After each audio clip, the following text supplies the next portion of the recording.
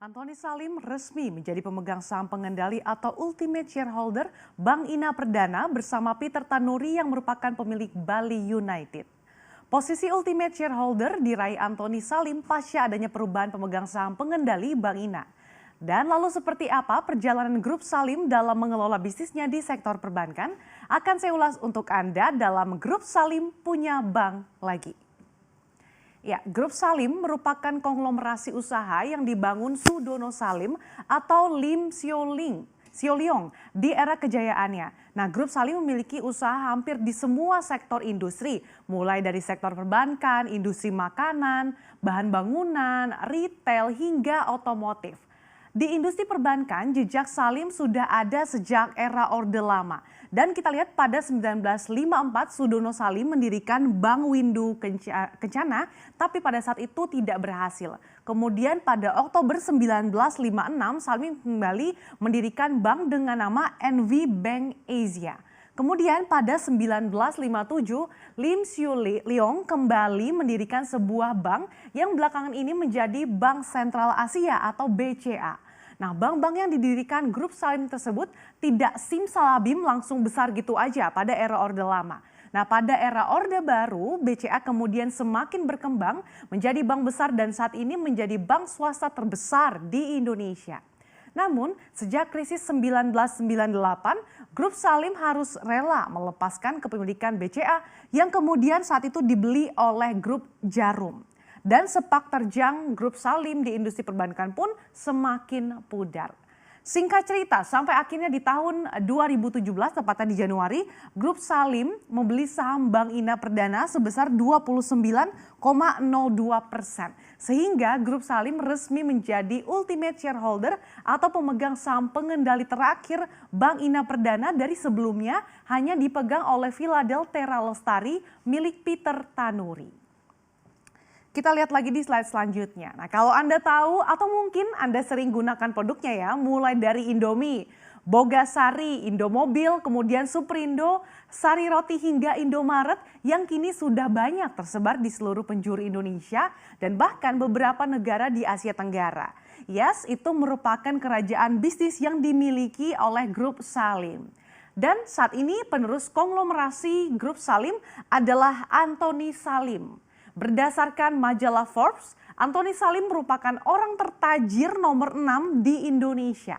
Nilai kekayaan Antoni Salim hingga Desember 2019 tercatat mencapai 5,5 miliar dolar Amerika Serikat atau sekitar 77 triliun rupiah.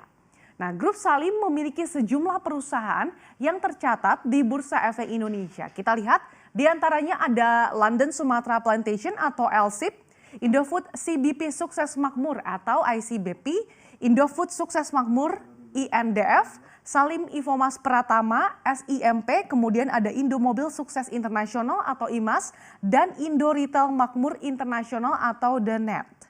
Kita lihat lagi di slide selanjutnya. Nah, pada Januari 2017, Grup Salim resmi membeli saham Bank Ina Perdana sebesar 29,02% melalui NS Financial Fund sebesar 10,58% dan juga melalui NS Asian Financial Fund ini sebesar 18,44%. Dan kalau kita lihat ini berdasarkan pemegang saham per Desember 2019, Bank saham ini dipegang oleh salah satunya perusahaan anggota Salim Group yaitu Indolife Pension Tama sebesar 22,47%. Kemudian ada juga Philadelphia Lestari ini yang merupakan milik Peter Tanuri yang menguasai 9,64%.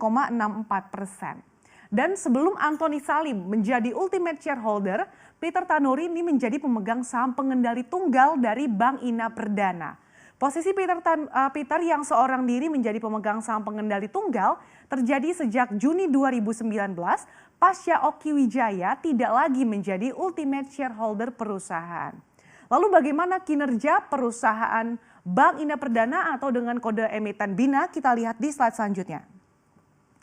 Ya, berdasarkan laporan keuangan perusahaan hingga kuartal ketiga 2019, kita lihat Bank Ina ini berhasil meraup laba bersih sebesar 4,17 miliar rupiah atau meningkat 10,03% secara year on year. Kemudian hingga kuartal 3 2019, total aset ini juga mencapai 4,52 triliun atau meningkat 17,36% secara year on year. Kemudian selama 9 bulan pertama di tahun 2019, penyaluran kredit Bank Ina juga mengalami peningkatan hingga 30,43% menjadi 2,29 triliun rupiah. Kemudian dari segi dana pihak ketiga atau DPK juga tumbuh 23,47% menjadi 3,13 triliun rupiah secara tahunan.